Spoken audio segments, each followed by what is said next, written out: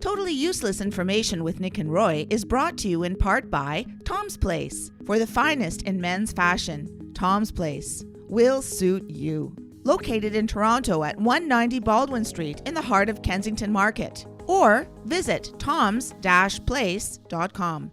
If you carve your name on a tree and come back 10 years later, will it be approximately in the same spot?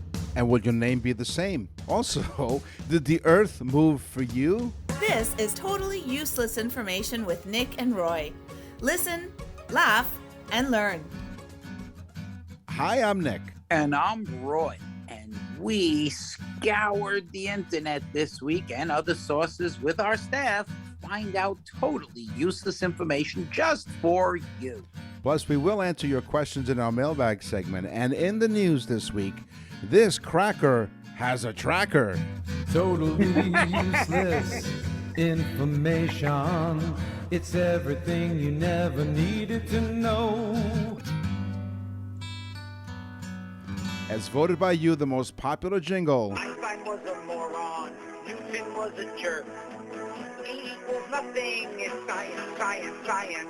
We ran a poll recently, and we'll hear more about it in more polls in our newsletter. But thank you for listening.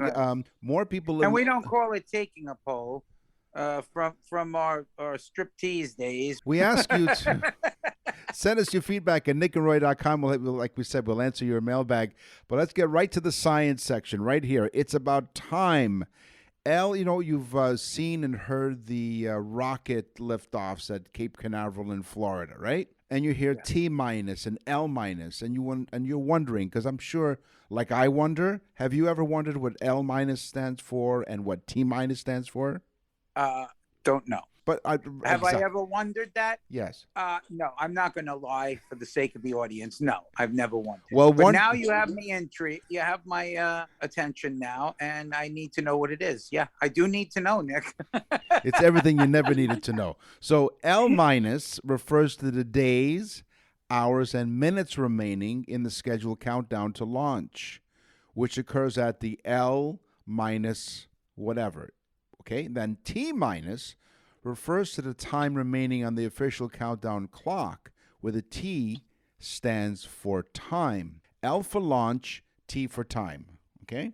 Oh, cool. During planned holds in the countdown process, when the countdown clock is actually but intentionally stopped, the T time also stops.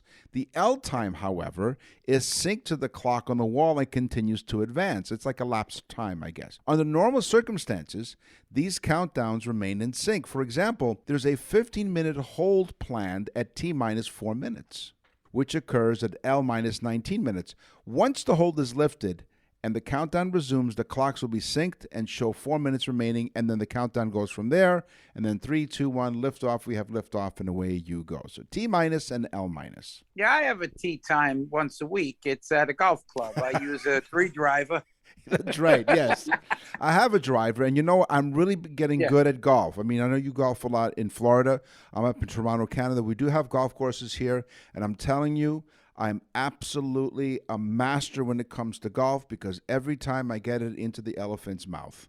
I have a driver, too, as well. And I just got him used to opening the doors for us now. Slam the door shut. In ancient times, how were they, Nick? I'm sorry, could you repeat that? What did you say? In ancient times, if you got a big cut or a wound, doctors would pull the skin together where the cut was, and then place these large ants, which would then bite the skin on the seam. Once they bit the skin and locked on real good, the doctor would pull the body of the ant off, leaving just the head that was attached to the wound. He would place a bunch of them on the cut, and by the time he was done, he had a suture. The ant's jaws would hold the cut together. Wow. You would then heal, and then they would take the ants' heads off. So before stitches and sutures, they use ant heads. Yeah. Wow. Yeah. Okay, cool. Yeah. Here's my teaser. Did you feel the earth move? The Richter scale. developed by Charles Richter and Benno Gutenberg. They created an instrument that was an absolute measure of the earthquake's intensity. They use a seismograph, and it's an instrument generally consisting of unwinding coil of paper anchored to a fixed place and a pendulum or magnet suspended with marking the device above the roll so that it actually records the actual earth motion during the earthquake.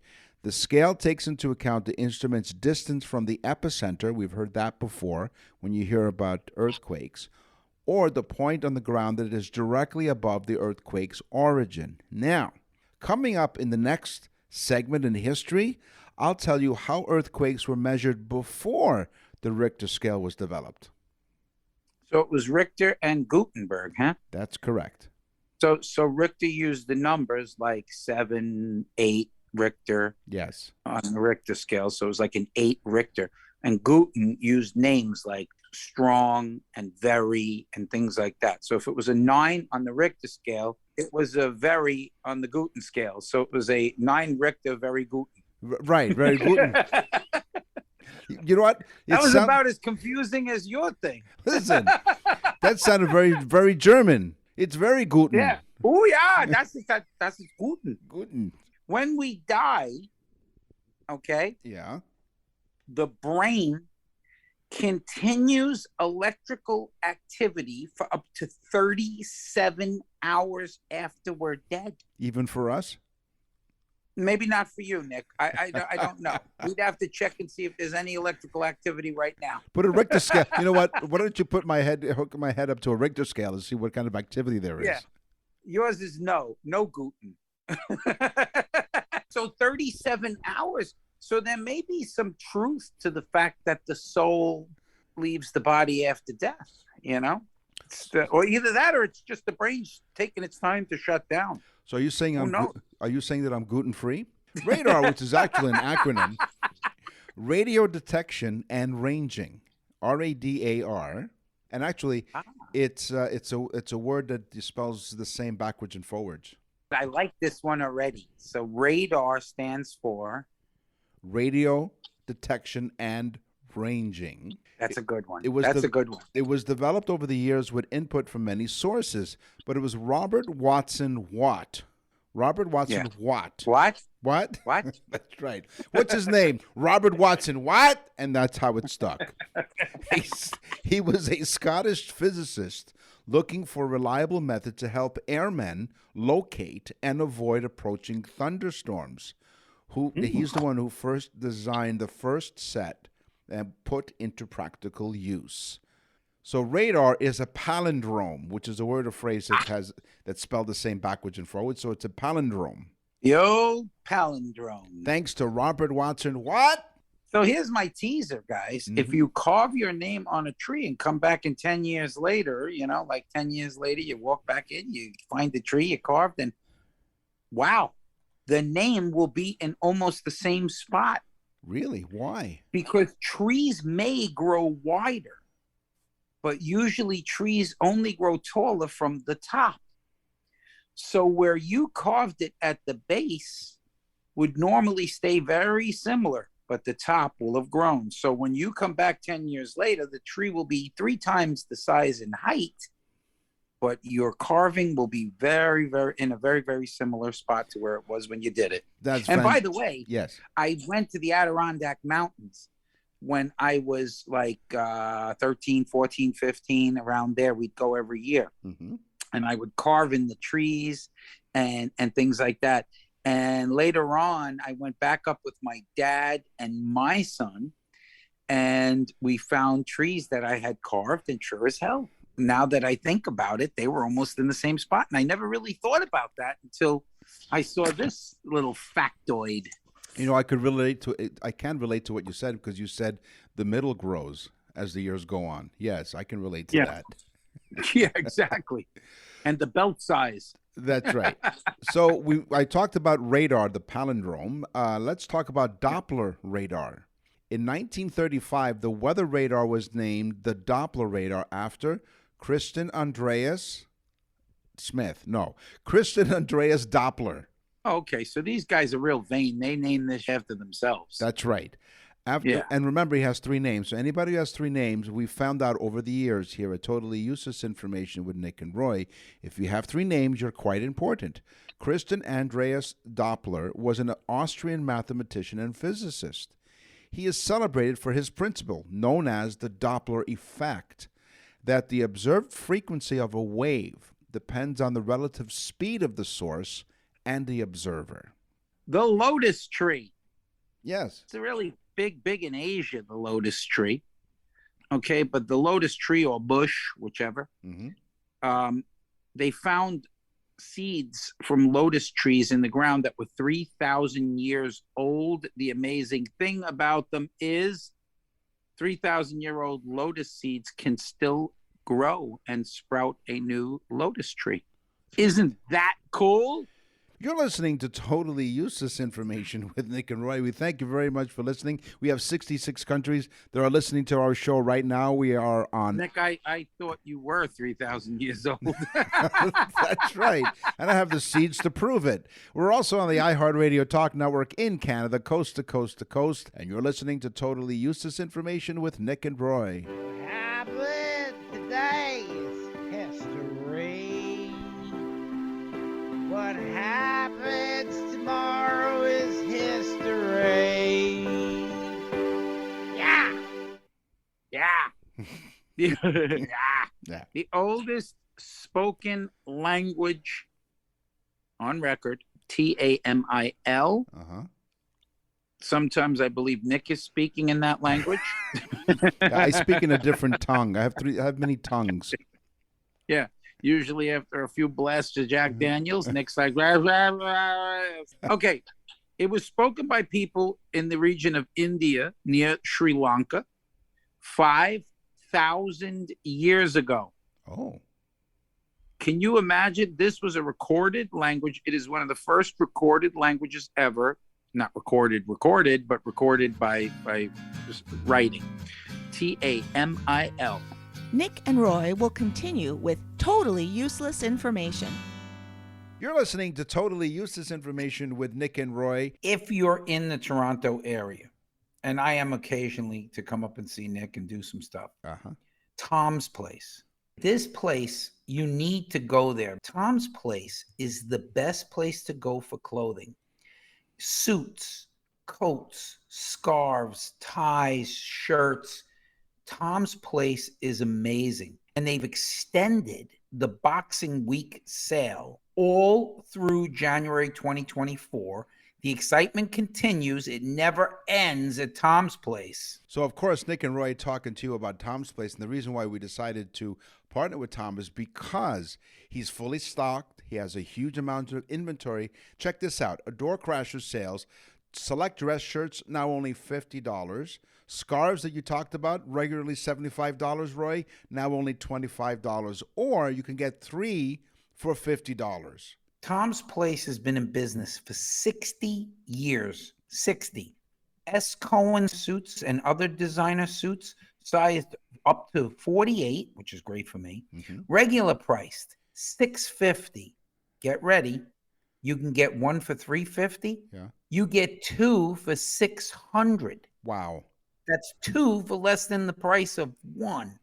And this is, you got to see the quality of these suits. 3/4 length winter coats made in all different colors and sizes. These coats are regularly $8.98 to $9.98. And guess what? Because of this special, go down to Tom's Place right now. Pick up one of these Italian-made wool coats for $325. Wow. And these are good quality. They love offering incredible deals at Tom's Place.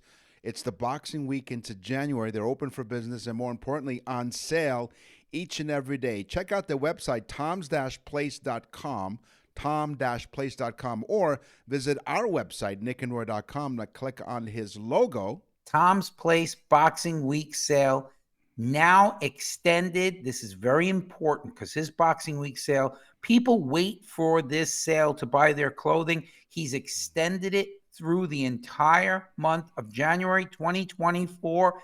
Get down there now. Nick, where is it? 190 Baldwin Street in the heart of a Kensington Market, or visit their website, toms-place.com. Tom's Place, will suit you. You won't see the engineer that slams the Nissan Rogue's door 13,920 times. Or the corrosive chamber that simulates 15 years of life in 5 months. Or the Rogue heat-baked for over 300 combined hours. What you will see is a vehicle that can take punch after punch and keep rolling. Nissan, #1 in new vehicle quality among mainstream brands by J.D. Power. We put it through the worst, so you get its best. For J.D. Power 2025 U.S. Initial Quality Study Award information, visit jdpower.com/awards. Awards based on 2025 model year. Newer models may be shown. We're back with totally useless information with Nick and Roy. Listen, laugh, and learn.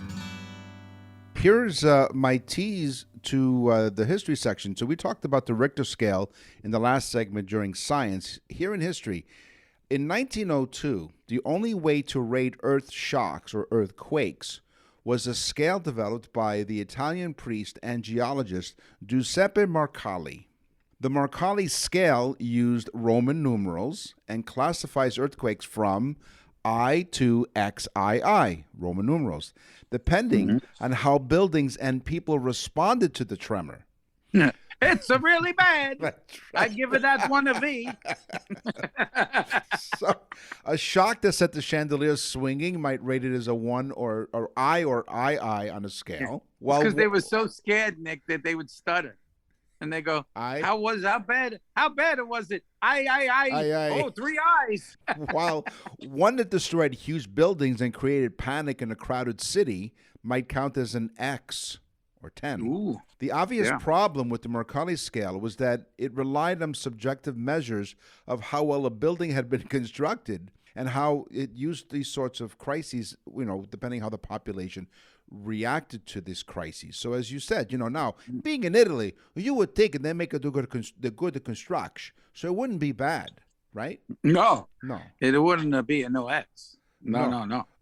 One, something that would cause hysteria and panic and an upsetting feeling would be an X, maybe an ex-wife. That's right. X isn't 10. No, it's my ex was there in the middle of the street yelling and screaming. My ex. She'll shake you up. One of our founding fathers, Thomas Jefferson, actually in 1785, Thomas Jefferson broke his wrist. Oh. Yes. Trying to impress, by the way, in France, he was trying to impress this woman named Maria Cosway. I actually have her name, Maria Cosway. Okay. And he went to jump a fence and broke his wrist doing it. There were 2 problems. Number 1, he broke his wrist jumping a fence, which means he wasn't too strong to begin with, I don't think. It didn't really work very much, I would assume. Right.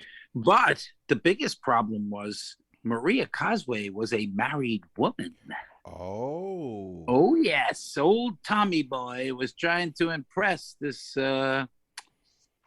married woman. And his name was Jefferson. So he was like, Maria, we can move it on up to the side to a deluxe apartment in the sky. So are you sure that he broke his wrists trying to jump the fence, or did her husband catch him trying to climb the fence? No. He broke his wrist trying to jump a fence. A Parisian doctor fixed the break by resetting it, and it never grew back correctly. And the rest of his life, he had arthritis in his hands and wrists, and his hand and wrist that bothered him for the rest of his life. So Maria did get back at him by annoying him for the rest of his life, just like he was married to her. Exactly. So the Luftwaffe. Luftwaffe? No, Luftwaffe was a master interrogator. Okay. Hans Scharf was his name. He was the master. Yeah. Do you know? Scharf. You know him? Oh yeah, he's a very nice man. Well, listen, he was a master interrogator. He always got the answers, but this is what he did, was he killed them with kindness. He might have been a Luftwaffe. You might have been right, because Luftwaffe was the actual Air Force. Okay. Well, his tactic was being as nice as possible. His best tactics for getting information out of prisoners included nature walks without guards present, baking them homemade food, cracking jokes, drinking beers, afternoon tea with German fighter aces. His techniques were so successful that the U.S. military later incorporated these methods into their own interrogation schools. He was like, today we're going to play some sweet love music. But could you imagine? So literally kill him with kindness, right? So he's like going on nature walks and he's getting all kinds of information from. So good for him. Yeah, that was a nice technique, Yeah. Tycho Brahe. Tycho. I believe that's Tycho. I guess Tycho. Maybe. Brahe. Mm-hmm. Brache. In 1566, he was a mathematician. He was a master mathematician. And he believed that his formula for solving this specific problem was correct. But a Danish nobleman thought that he had the proper formula for it and thought he was correct. Tycho was so upset that he said, you know what? Let's have a duel. So they have a duel, and Tycho loses. He gets his nose shot off. Oh, ouch. Yep. And I couldn't find out whose formula was correct. I guess no one knows. You know who does know? Nostradamus. Nostradamus. That actually was from, I actually stole that from us, so it's not really steal. Is it stealing if you take it from one of our previous episodes? In one of the episodes of News from Around the World, this lady had a tiddlywink stuck in her nose. And so we came up with the idea that it was Nostradamus who predicted that it was going to be painful for a long time. Nostradamus, yeah. Mm-hmm. Yeah, you can go to... Can you believe that this guy was a stubborn mathematician and he gets his nose shot off? Right. Wow, that's crazy. Yeah. The two-step. During the Depression, there were a lot of dance marathons, believe it or not. These human endurance contests served as a way of giving financially unstable married couples a roof over their head and food to eat for a few days. So they would enter these contests and participate in these dance marathons. The dance partners would take turns sleeping while the other propped them up and continued dancing with them. Oh, this was so they propped them up? Yeah, well, because it's like the old-fashioned, the longer you dance, you'd win, right? Right, and so because you needed to sleep, so they would take turns sleeping while the other partner propped them up and continued dancing with them while they were kind of like sleeping on them. Yep, there you go. Well, during the Depression, it was really important to get a roof over your head. Yeah, plus you need your sleep, Exactly. Yeah, that's the rumor, yes. Well, good of you if you don't have 8 hours sleep. That's great. I just find a really good female partner. She could just dance and hold me up, I'll wake up like 8 hours later. Did we win? There was a phenomenon called the Phoenix Lights. The what? Phenomena? The Phoenix Lights. Okay. And no, this is not a cigarette or a beer. No. The Phoenix Lights were probably the most documented UFO phenomenon of all times. And I never knew about it. In 1977, thousands of people in the Phoenix area saw these strange lights in the sky. There was multiple videotapes of them. Mm-hmm. There were multiple people calling the police department. There were police officers who saw them. There were people that were in all different types of lines of work, including people that worked for the government and so on and so forth, that saw these strange lights. Till this day, it has never been explained, and it will go down as of now as the most unexplained UFO phenomenon of all times. It's called the Phoenix Lights. Excellent. When you said phenomena, I was thinking of that song from Sesame Street, Phenomena. It's good that it's not the Phoenix Darks, because then nobody would have seen it.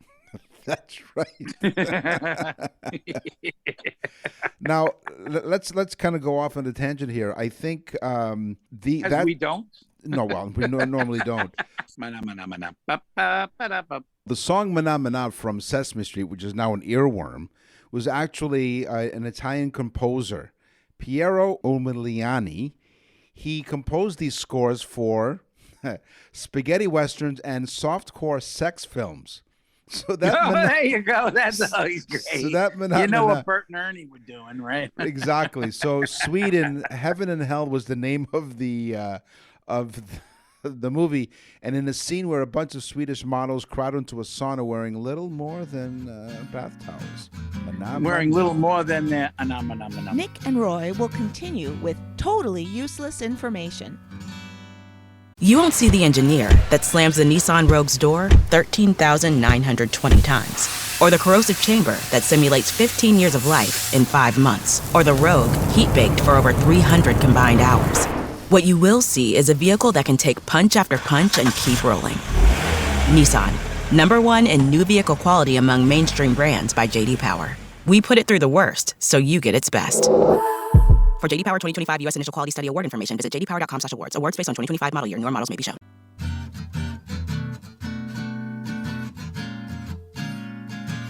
We're back with totally useless information with Nick and Roy. Listen, laugh, and learn. Get your souvenirs here. Get your souvenirs. When Louis the XVI is what? It's 16. Louis the 16th and Marie Antoinette were beheaded. It is said that people dipped handkerchiefs in their blood to keep as souvenirs. I saw this. Go on. This is interesting. In 2011, a group of scientists confirmed that blood-stained handkerchiefs dated from approximately 1793 was soaked in the blood of Louis XVI. Wow. So these people, these psychos, they ran up and they how disgusting. It is. Hey, that's a great segue into our next topic. Bone chilling. Blood curdling.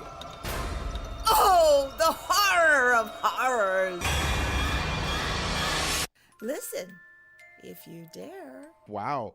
So, we haven't done horror in a while, so I'm going to enlighten you this week with the worst horror movies ever. Here's the first one on the list. One Missed Call is the name of the movie. When Beth Raymond witnesses the deaths of two friends, she knows there's more at work than just a tragic coincidence. Days before they die, both victims hear their terrifying moments on cell phones.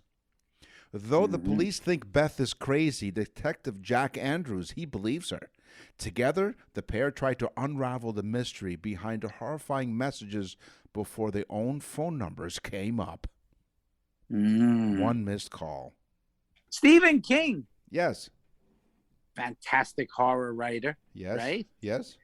He lives in, I believe he lives in Maine, up close to you guys in Canada there. Okay. He's one of them way up north guys. Yeah. He called the high school in the book Carrie. He called the high school Ewen, E-W-E-N, Ewen High School. Well, when the film was made in 1976, it was made by famous producer now, Brian De Palma. Oh, yes. And Brian De Palma said he wanted to pay homage to Hitchcock, which a lot of them did, these horror guys. So he named the high school Bates High School instead. So he changed the name on the script to Bates High School from Ewen High School in the book. So Maine is not too far from, I'm in Toronto, Canada. Roy's in Fort Myers. So I think Maine is a little bit closer to me than he is to Roy. Did you ever see Carrie? Yes. She says hello. Did you see it in the movies back then? Yes, I did. Yeah, that was some scary-ass movie, boy, back then. I'll tell you the truth. I remember as a kid seeing that blood go down on her, and she started freaking out. That music was crazy, and people, that was good. Yeah, you're a fan of horror films. I kind of like them. I'm not a big horror person. I actually wrote a horror screenplay called Meet Mama. Really? Yeah, I'll talk about it in the newsletter next time. That's right. Go to nickandroy.com newsletter. Check it out in a future issue. Hey, here's another movie that was one of the worst horror movies ever. Cabin Fever. Fresh out of college, 5 friends face the horrors of flesh-eating virus while staying at a remote cabin. Here's what the critics say. No need for quarantine. Enthusiasm for this inert remake is not contagious. Cabin Fever. Yeah. You probably can't find it anywhere. So, in 1982, the movie The Thing. This is a scene where the doctor gets both his arms eaten and ripped off. Now, supposedly, and I don't remember seeing The Thing, but this 1982 movie, this scene was so graphic and ridiculously realistic looking that people flipped out when they saw it. Well, the reason that it was so well done was because they paid an amputee who had no arms. They made arms out of fake skin and jello, placed them on the gentleman who had no arms, just stumps, and then proceeded to rip them off while filming. And it looked so real because the man had no arms. That's quite clever, because usually they use prosthetics and other, now I guess CGI, computer-generated imaging, where they would pretend that someone's limbs were taken off. But man, that's quite clever of them. Very good. Yeah, things got a little upsetting, though, when they said to this particular guy, can you give me a hand here? That's right. You know what? I think he only was on the set one day, and it cost the producers an arm and a leg. Yeah, he's a tough audience, too, because he never claps. Oh, my gosh. Here we go. Here come the letters and emails. nickandroy.com/contact us. Oh, come on. Here's another horrible horror movie. Beneath the Darkness. Beneath the Darkness. Teenagers discover a terrible secret when they break into a home of a mortician whose wife died 2 years earlier. Yeah, but she's in the house, Nick. Oh, probably, yeah. Beneath the Darkness. Yeah. She's right behind you. Look out. There she is. That was scary. My wife is standing behind me. Wow. Wow, it's right. She doesn't listen anymore, Nick. Well, after 39 plus years, man, why should she? Right. In Aliens, when the alien bursts out of the guy's chest. Now, most people have seen the movie Aliens. You've seen Alien, right? Yes. The original. And that is a phenomenal scene because you'd never really seen anything like that before until then. Well, the director of the film wanted them to be so shocked that he never told the actors that this thing was going to come flying out of this person's chest. So they got it all ready to go and then brought the actors in. So, of course, when the monster comes out of the chest, all the actors, of course, jump back because they're so scared. And it's real. So it was a realistic approach to acting. That's the way to do it. Just like in The Godfather, the infamous scene where the horse's head was in the guy's bed, right? He wakes up and there's a horse, right? Well, apparently... And we found this out, by the way, when someone ordered a birthday message. They were fans of The Godfather, the movie, the trilogy. And so we found out information during the birthday message research that we do. Again, go to nickandroy.com/birthdays. And so we found out that the horse's head during rehearsals was just a make-believe horse's head. When they actually filmed that scene, they used a real horse's head, and so the actor's reaction when he realized it was actually the real horse's head, that was a natural, scary reaction on his part. Yeah, it's pretty wild. You know, when something pops out of your clothing, it could be scary. They'd scream. Trust me, Nick. They'd scream. Yeah, they're still traumatized to this day, 40 plus years later. And one of the most horrible horror movies, House of the Dead. Simon and Greg meet a group of friends. It's always a group of friends. You ever notice? They meet a group. They're always teens too. They're always like 18 or 19. Yeah. And for some reason, the girls always end up losing their shirts. Yeah, exactly. There's a gratuitous topless scene. It's like, what is that? And they always go to the wrong place. Like, let's run to the attic. Well, these people here, these why, you stupid idiots? Don't go there. And everyone's yelling at the same time in the movie theater. Don't go there. Yeah. So they meet a group of friends and they set out to attend a rave on a remote island. But then this is what happens. They miss the ferry. they decide to ride with Kirk, a smuggler. They find the island deserted and discover that the partygoers have been killed by zombies. Now, the group must evade the deadly creatures and try to find safety. However, the only means of escape, Kirk's boat, has been overrun, forcing the... Wait a minute. So he would be called Captain Kirk? That's right. Captain of his boat. So Captain Kirk's boat has been overrun, forcing the survivors to ward off the undead on their own. That's right. And at the end of the movie, it's just Kirk pulling in with the boat. Yeah. And they're like, is there anybody else on it? He's like, no, but I've got these 4 women's T-shirts I'd like to show. Just like William Shatner would say, has anybody seen these shirts? Yeah, I have the shirts and these 3 selfie pictures. If you ask me, it's all illogical. I went there. Nick and Roy will continue with totally useless information. You won't see the engineer that slams the Nissan Rogue's door 13,920 times. Or the corrosive chamber that simulates 15 years of life in 5 months. Or the Rogue heat-baked for over 300 combined hours. What you will see is a vehicle that can take punch after punch and keep rolling. Nissan, #1 in new vehicle quality among mainstream brands by J.D. Power. We put it through the worst, so you get its best. For J.D. Power 2025 U.S. Initial Quality Study Award information, visit jdpower.com/awards. Awards based on 2025 model year. Newer models may be shown. You're listening to Totally Useless Information with Nick and Roy. Listen, laugh, and learn. Thank you for joining us. There are many ways that you can get in touch with us. At nickandroy.com is one way, and you can also send us a text at 71010. What's in the mailbag? What's in the mail? This week's mailbag comes from Donna. Donna from Iowa City, Iowa. Dear Nick and Roy, we love your show. I don't know how you guys do it week after week. You know what? Neither do we. But thank you. You must.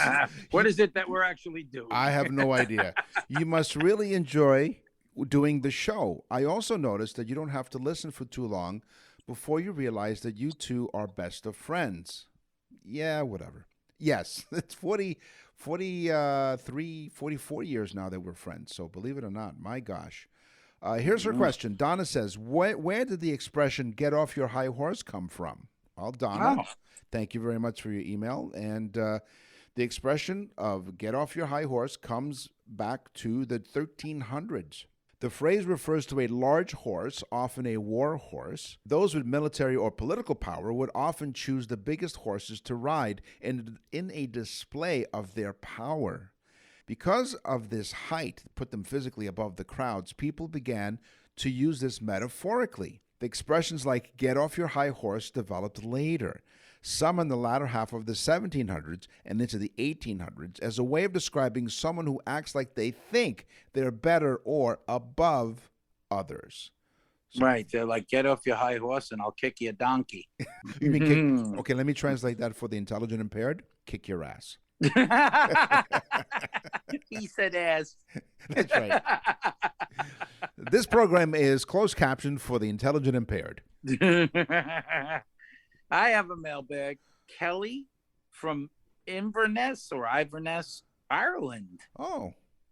How cool. I love that. I want to go to Ireland. It looks beautiful. Top of the podcast to you. Top of the morning to you. She says, I love you guys. Aww. I love your humor. And I love the fact that you guys are really having fun doing the show. Thanks so much. I have turned so many people on to listening to it. And then she says, I want to get your newsletter, but I'm short on money. Oh. So she said, could you help me out and send me your newsletter for free? So I have a plan here, Nick. Yeah. So I say we're going to send Kelly her newsletter for free if she sends us the name of 10 friends that she turned on to the show. I like that. Okay. So Kelly, if you're listening now, and we will email you back, but if you're listening now, you need to list 10 friends that you turned on to the show, email it to us, and we'll send you a free subscription to the newsletter. Right. And for those of you out there that think you're going to pull this, come on now, be nice. Yeah. And Kelly, make sure they're actual, like real people with real email addresses. On the show today, we talked about science, we talked about history, and we scared you with some horror. It's time for the news. And now, from around the corner and around the world, this is TUI News. It's been a while since we visited the state in the United States in South Miami, Florida. Florida again. Surveillance video recorded in early January shows the crew outside of a home near Dante Fasel Park. One thief used a rock and a boulder to try to break a hurricane impact-resistant glass door as the family slept inside. It's like horror again. Yeah. Detectives say the thieves found a parked Mercedes-Benz with a key fob inside, and they were trying to get to the keys of a parked Bentley. Ooh. Their modus operandi is to wear dark clothing. Wow, Nick said modus operandi. Right, yes. Isn't that a brand of car? No. Oh, that's a Hyundai. Although they were trying to steal a car, so it sounds to me like that word would fit. That's right. Can they operate a vehicle? So their modus operandi Oh, is... folks, by the way, on next week's show, we'll tell you what modus operandi means. That's right, exactly. Their modus operandi, again, in case we can't wait till next week, their plan was to wear dark-colored... Their plan. That's right. So their modus operandi, their plan is to wear dark-colored clothing and to break into homes in search of key fobs for luxury cars. We are able to track one of these guys responsible, plus 13 other cases, according to Sergeant Fernando Bosch of the South Miami Police Department. Joshua Reed, 19, was out on bond for Grand Theft Auto, not the game, actually Grand Theft Auto, and has a pending case in Palm Beach County, appeared in Miami-Dade court recently. We were able to track Joshua Reed because he had a county court pre-trial release GPS ankle warrant bracelet. Oh, no. When he was part of the crew's crime spree.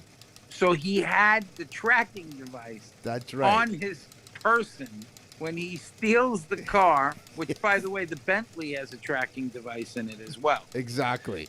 So basically, the cops are sitting there going, which one do you want to use to catch these guys? That's right.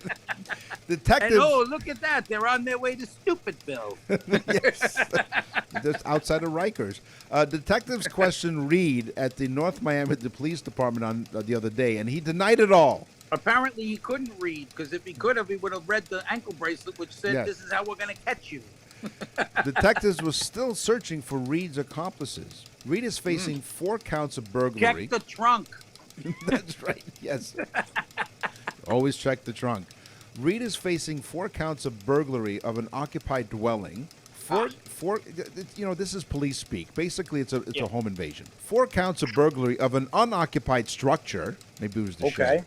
2 counts of first degree. What are they talking about? His forehead? That's right. Unoccupied structure. 4 counts of possession of unoccupied structure. His head. 2 counts of first-degree grand theft. 2 counts of second-degree grand theft. And third-degree grand theft of a vehicle. Armed grand theft of a vehicle and criminal mischief. It would have been so much better had they gotten the guy from the Muppets to do it. He would have been like, 1 count. No. The count. 1 count of robbery. So we had like the trifecta. First degree, second degree, third degree. Therefore... So wait a second. So now, did they find the other guys? They're still looking for them. Well, because they didn't have ankle bracelets. That's right. And that's why I call this the cracker had a tracker. Oh, my God. I mean, that is insanity when you think about it, Nick. I mean, why would he do that? Absolutely nuts. But anyway, he's thinking about it in jail right now. And you know what? He's all locked up and nowhere to go. That's all the time we have for this episode of Totally Useless Information with Nick and Roy. We will scour the internet among other sources, and our staff will do the same, and we will gather totally useless information just for you. Well, until then, folks, we want you to tell everyone that you know. Put it on Facebook. Put it on Instagram. Tell everybody that Roy and Nick are the greatest people in the world. We're humanitarians and philanthropists as well. Right. And we're also full of it. Yeah. So, useless information we are. Tell your friends. Until next week. We'll see you then. I'm Nick. And I'm Roy. Thanks for listening. Totally Useless Information with Nick and Roy was brought to you in part by Tom's Place. For the finest in men's fashion, Tom's Place will suit you. Located in Toronto at 190 Baldwin Street in the heart of Kensington Market. Or visit toms-place.com.